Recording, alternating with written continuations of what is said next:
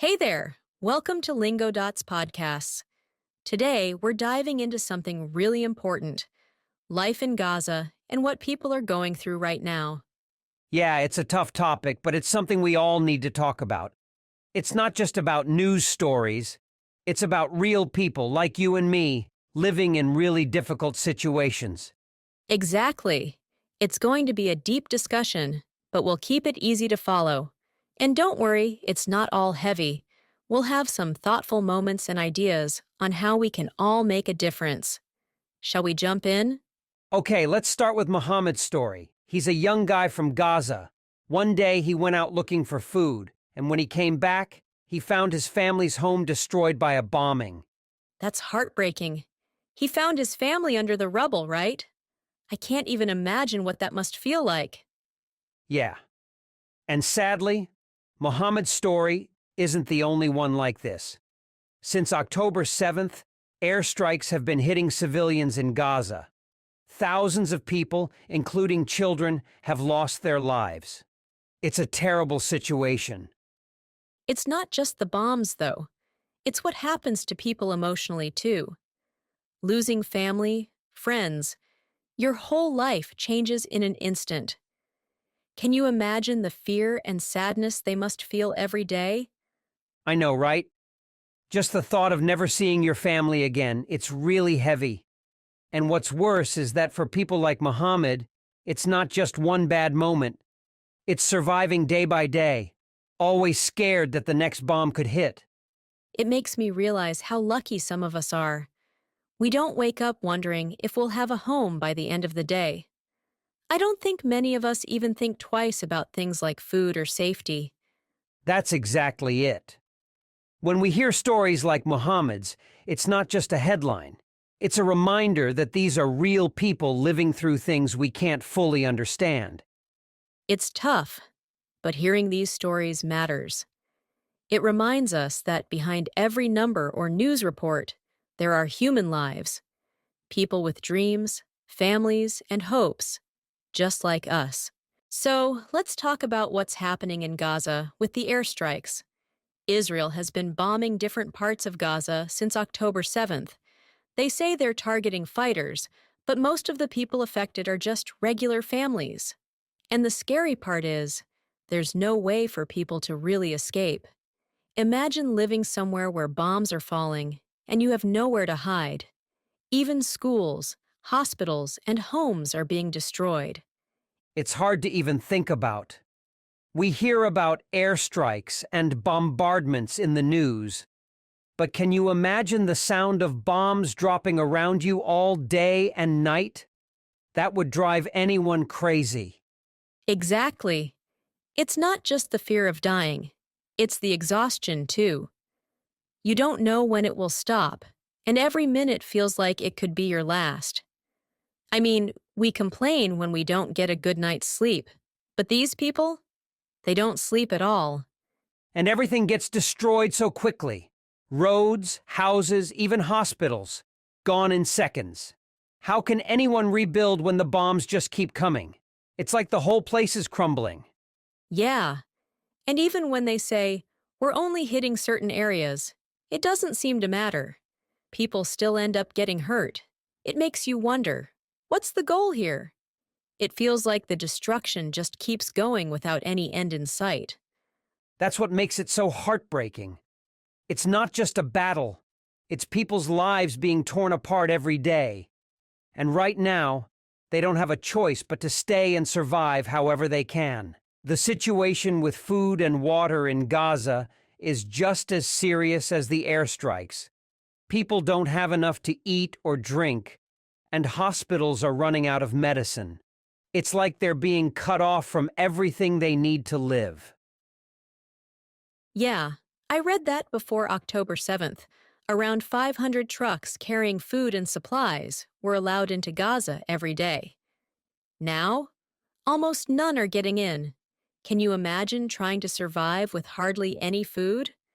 It's horrible. People can't even get clean drinking water. Most of Gaza's water systems have been destroyed because of the bombings, and people are being forced to drink polluted water from the sea. That's so dangerous.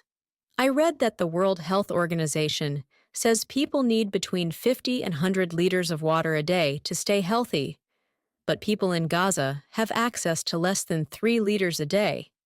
3! That's barely enough to drink, let alone cook or stay clean. And think about the kids. Before the bombing started, many families were already struggling to get by. Now it's even worse. Hospitals are running out of supplies, and people are getting sick without medicine or proper care. It feels like every part of life is breaking down. No food, no water, no medicine, no electricity. It's like they're not even being given a chance to survive. And that's the scariest part. Even if the bombings stop, how do people recover when they don't have the basics to live? It's hard to imagine what we'd do in that kind of situation. Honestly, it makes me feel grateful for what we have. At the same time, it's frustrating to know that so many people are suffering like this right now. Okay, so now we're getting into a really complicated part. The debate about whether what's happening in Gaza is genocide. Some experts say Israel's actions meet the definition, but others aren't sure if it fits exactly. Yeah, and that's the tricky part. Genocide is not just about killing people. According to the United Nations, it includes acts like creating terrible conditions for a group or making sure they can't have children. It's about trying to destroy a group, either in whole or in part. And what's happening in Gaza seems to check some of those boxes, right? I mean, we're seeing massive loss of life, plus no food, water, or medicine. People are being forced to live in impossible conditions. Right. But proving genocide is hard. Experts say you need to show that the intent was to destroy a group, and governments don't usually admit that. Some say what Israel is doing shows signs of genocide, while others argue it's not quite there yet. Yeah, I saw that too. Even the experts are split. Some, like Dr. Penny Green, say that genocide isn't just a sudden event. It's a process that happens over time. They say the conditions in Gaza have been getting worse for years. That makes sense. It's not just about the bombings happening now. It's about years of isolation, poverty, and violence that have made life in Gaza unbearable. Some say that's part of the larger picture of genocide. But here's the big question. Even if it's called genocide, how do you hold anyone accountable? The UN or the International Criminal Court could act, but Israel doesn't recognize their authority, and political pressure makes it even harder. Exactly. It feels like even when the world knows something is wrong, justice is hard to get. But people are still speaking up and demanding action, which gives me hope. So, with everything happening, it's easy to feel overwhelmed. But there are still things people can do, even from far away. Raising awareness and talking about these issues is one way to help. Yeah, I think that's important. A lot of people don't fully understand what's going on, and the more we talk about it, the harder it is for these stories to be ignored. Exactly. Even sharing posts online or supporting organizations that send aid can make a difference. Every small action helps, right? Definitely. And sometimes, just listening to people from Gaza, reading their stories, or following updates from people on the ground shows them they're not alone. I like that. It's not just about waiting for politicians to act. It's about regular people taking a stand and pushing for change in their own way.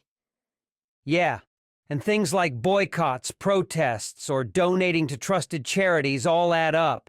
It may not fix things overnight, but it's a step forward. And I believe hope is important too.